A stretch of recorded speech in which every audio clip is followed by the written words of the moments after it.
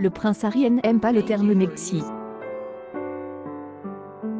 Ce mot valise, une contraction de Miren et Exit qui fait référence au Brexit, est repris régulièrement par la presse depuis que le couple a quitté ses fonctions royales avant de s'installer aux États-Unis.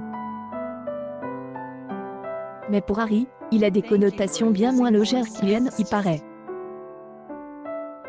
Peut-être que les gens le savent et peut-être qu'ils ne le savent pas, mais le terme Mexi était, ou est, un terme misogyne, et il a été écrit par un troll, puis amplifié par des correspondants royaux, et il a grandi et grandi et grandi dans les médias grand public. Mais ça a commencé avec un troll, a-t-il déclaré lors d'une conférence intitulée Internet Lee Machine, organisée par le magazine Wired et relayée par le Guardian. Depuis plusieurs mois, le prince Harry a fait de la lutte contre la désinformation sur les réseaux sociaux un de ses chevaux de bataille.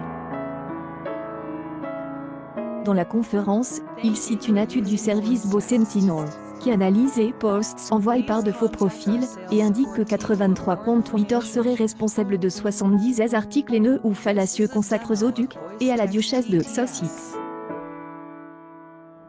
Le plus troublant dans tout cela, c'est et peut-être le nombre de journalistes britanniques qui interagissent avec ces comptes, et amplifient les mensonges pour les regurgiter comme une vérité, ajoute le prince Harry. Et de conclure, j'ai appris très tôt que la motivation derrière la publication des une news n'est pas nécessairement liée à la divulgation de la vérité. Je ne connais que trop bien cette histoire. J'ai perdu ma mère à cause de cette haine auto-alimentée par les médias, et je suis évidemment déterminée à ne pas perdre la mère de mes enfants à cause de la même chose. La mère du prince Harry, Lady Diana, est morte dans un accident de voiture sous le pont de El Alma, à Paris, en 1997, alors que lors d'une interview avec Oprah Winfrey en début des années, Meghan Markle avait reconnu avoir eu des pensées suicidaires en raison des articles haineux d'une partie de la presse britannique.